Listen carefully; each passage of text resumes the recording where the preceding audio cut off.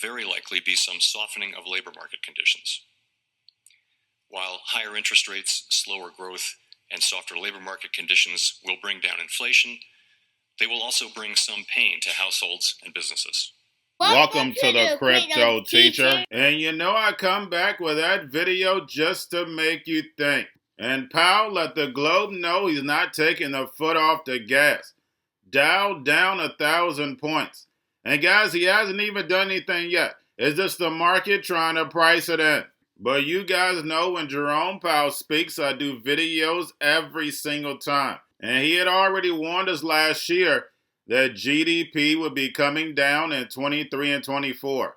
And then plus, guys, we know they're going to be cranking up, rolling off this balance sheet next year also. And I don't see them taking the foot off the gas until the second half of next year.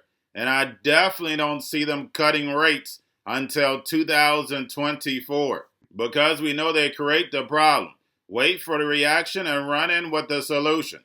By the time 2024 is here, the new digital economy will be ready to be rolled out. The digital currencies, the free money airdrop. But the people don't get it. All their privacy will be out the window. Like David from R3 stated, if you want to boost the economy, which we know eventually that will be needed, airdrop them free money. They have 3 to 6 months to spend it, or poof, it's gone. They want us in a cashless society so they can track every penny that you're spending. Remember, blockchain gives the NWO the all-seeing eye. But like Jerome Powell stated, there's going to be some pains to consumers and businesses. And we know the Cryptoteacher gives you the truth, nothing but the truth. Yes, the truth hurts, but it'll set you free. I've warned you time and time again, they want to destroy this global economy so they can give the fourth industrial revolution the rise, where the robots, algorithms, and drones take over the economy and the sheep go inside the metaverse. And remember, the Cryptoteacher told you because he knows when it comes to the New World Order, it's all planned out. You have a wonderful day. At past Jackson Hole conferences, I have discussed broad topics, such as the ever-changing structure of the economy and the challenges of conducting monetary policy under high uncertainty. Today, my remarks will be shorter, my focus narrower, and my message more direct. The Federal Open Market Committee's overarching focus right now is to bring inflation back down to our 2% goal. Price stability is the responsibility of the Federal Reserve and serves as the bedrock of our economy. Without price stability, the economy does not work for anyone. In particular, without price stability, we will not achieve a sustained period of strong labor market conditions that benefit all. The burdens of high inflation fall heaviest on those who are least able to bear them. Restoring price stability will take some time and requires using our tools forcefully to bring demand and supply into better balance. Reducing inflation is likely to require a sustained period of below-trend growth. Moreover, there will very likely be some softening of labor market conditions. While higher interest rates, slower growth, and softer labor market conditions will bring down inflation, they will also bring some pain to households and businesses. These are the unfortunate costs of reducing inflation. But a failure to restore price stability would mean far greater pain. The U.S. economy is clearly slowing from the historically high growth rates of 2021, which reflected the reopening of the economy following the pandemic recession. While the latest economic data have been mixed, in my view, our economy continues to show strong underlying momentum. The labor market is particularly strong, but it is clearly out of balance, with demand for workers substantially exceeding the supply of available workers. Inflation is running well above 2%, and high inflation has continued to spread through the economy. While the lower inflation readings for July are certainly welcome, a single month's improvement falls far short of what the committee will need to see before we are confident that inflation is moving down. So, we are moving our policy stance purposefully to a level that will be sufficiently restrictive to return inflation to 2%. At our most recent meeting in July, the FOMC raised the target range for the federal funds rate to 2.25% to 2.5%, which is in the Summary of Economic Projections range of estimates of where the federal funds rate is projected to settle in the longer run. In current circumstances, with inflation running far above 2% and the labor market extremely tight, estimates of longer run neutral are not a place to pause or stop. July's increase in the target range was the second 75 basis point increase in as many meetings, and I said then that another unusually large increase could be appropriate at our next meeting. We are now about halfway through the intermeeting period. Our decision at the September meeting will depend on the totality of the incoming data and the evolving outlook. At some point, as the stance of monetary policy tightens further, it likely will become appropriate to slow the pace of increases. Restoring price stability will likely require maintaining a restrictive policy stance for some time. The historical record cautions strongly against prematurely loosening policy. Committee participants' most recent individual projections from the June SEP showed the median federal funds rate running slightly below 4% through the end of 2023. Participants will update their projections at the September meeting. Our monetary policy deliberations and decisions build on what we've learned about inflation dynamics, both from the high and volatile inflation of the 1970s and 1980s, and from the low and stable inflation of the last quarter century. And in particular, we're drawing on three important lessons that I'll highlight.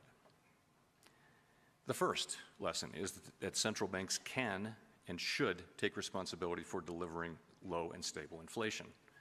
It may seem strange now that central bankers and others once needed convincing on these two fronts. But as former Chairman Ben Bernanke has shown, both propositions were widely questioned during the Great Inflation period. Today, we regard these questions as settled. Our responsibility to deliver price stability is unconditional. It is true that the current high inflation is a global phenomenon, and that many economies around the world face inflation as high or higher than seen here in the United States. It's also true, in my view, that the current high inflation in the United States is the product of strong demand and constrained supply, and that the Fed's tools work principally on aggregate demand. None of this diminishes the Federal Reserve's responsibility to carry out our assigned task of achieving price stability. There is clearly a job to do in moderating demand to better align with supply. We are committed to doing that job. The second lesson is that the public's expectations about future inflation can play an important role in setting the path of inflation over time. Today, by many measures, longer-term inflation expectations appear to remain well anchored. That is broadly true of surveys of households, businesses, and forecasters, and of market-based measures as well. But that is not grounds for complacency, with inflation having run well above our goal for some time. If the public expects that inflation will remain low and stable over time, then, absent major shocks, it likely will. Unfortunately, the same is true of expectations of high and volatile inflation. During the 1970s, as inflation climbed, the anticipation of high inflation became entrenched in the economic decision-making of businesses and households. The more inflation rose, the more people came to expect it to remain high, and they built that belief into wage and price decisions. As former Chairman Paul Volcker put it at the height of the Great Inflation in 1979, inflation feeds in part on itself, so part of the job of returning to a more stable and more productive economy must be to break the grip of inflationary expectations.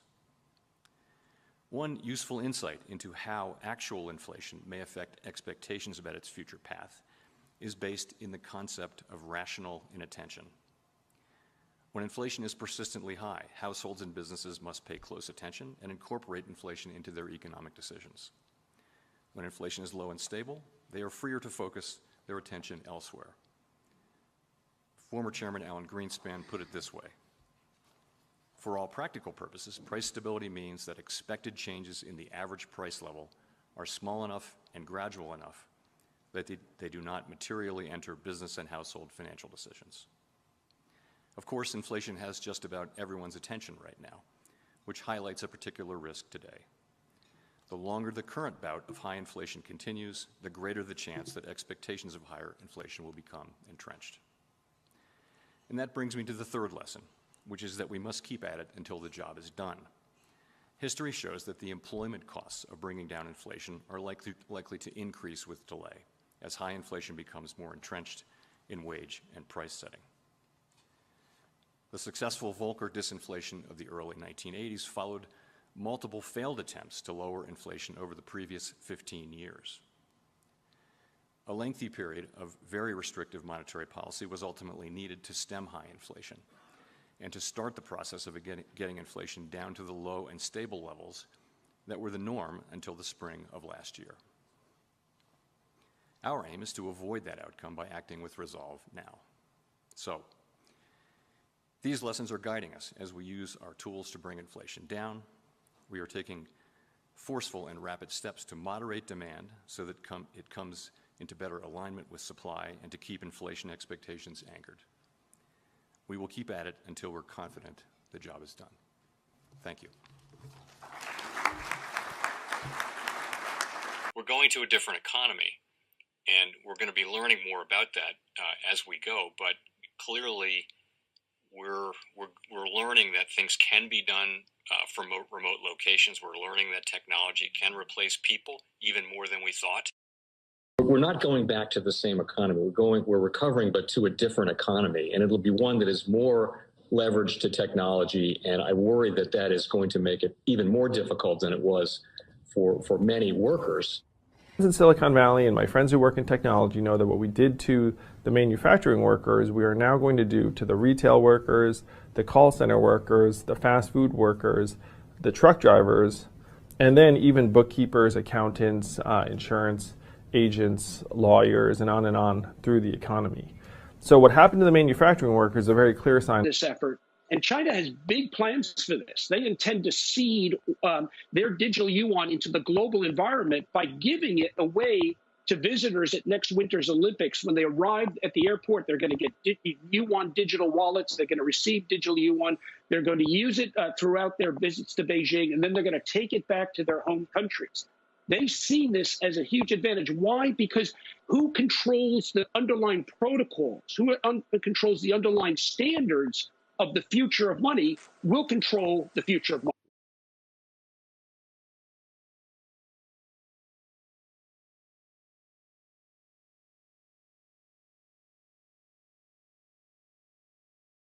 Most powerful person in the world is the storyteller. The storyteller sets the vision, values, and agenda of an entire generation to come. Steve Jobs. And guys, you know I truly believe in this. When you look at the New World Order, they're the storytellers. And that's the reason why I wrote my New World Order book. But guys, now it's time to change the current generation. And I wrote 3 kids' books. You know I love the Trinity because I understand the power that's in it. So I have 3 books. We have an opportunity to change the generation, to educate, not just me, but I want to show you that I take action on a daily basis. And I want you to take action on a daily basis.